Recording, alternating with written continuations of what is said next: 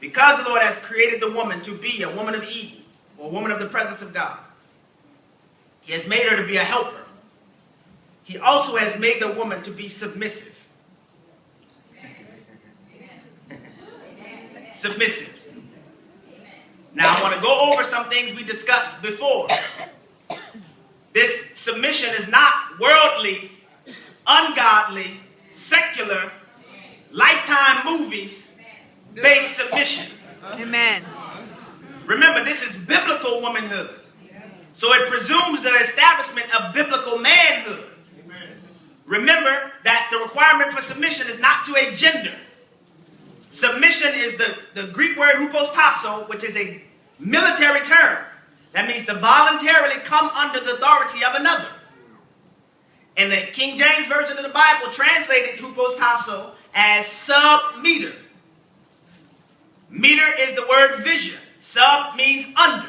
So it is literally the woman coming under a vision that has been birthed in Eden, in the presence of God. Amen. And it has been revealed to a man who is walking worthy of the vocation wherein he is called. Amen.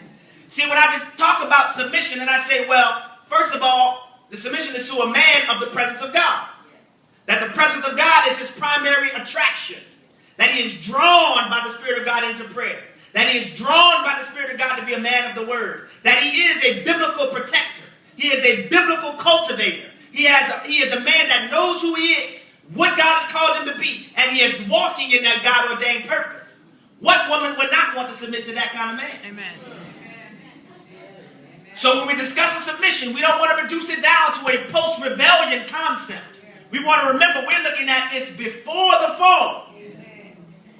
This submission is a biblical submission, not worldly. Not worldly. And in that context, this submission is voluntary. 100% voluntary.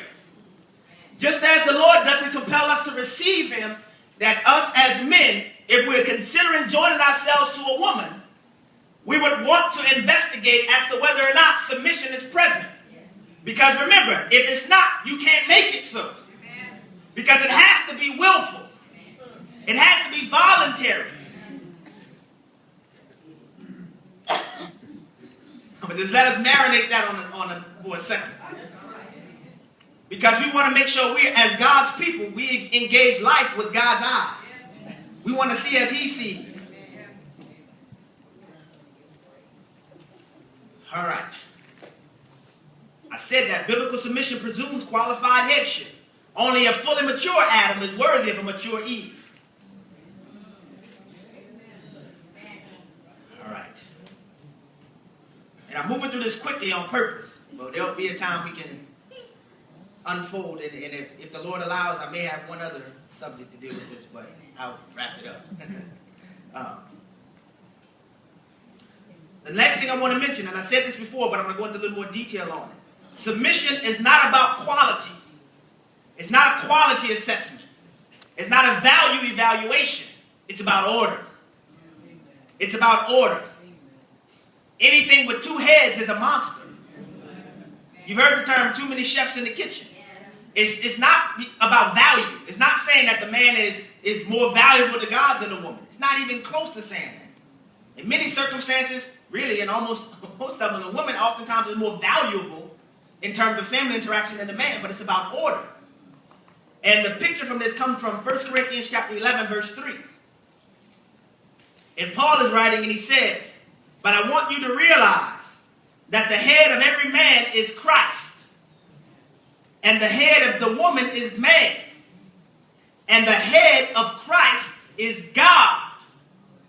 See, the picture for submission that we have within a family or relationship is the picture of Christ submitting to God.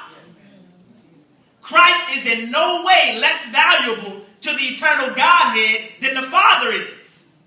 But submission is about order, not value. Amen. The Bible tells us Christ submitted himself unto the will of his Father, even at the moment when he didn't want to do so. In the Garden of Gethsemane, Lord, if thou wilt, let this cup pass from me. Amen. Nevertheless, not my will, but your will be done.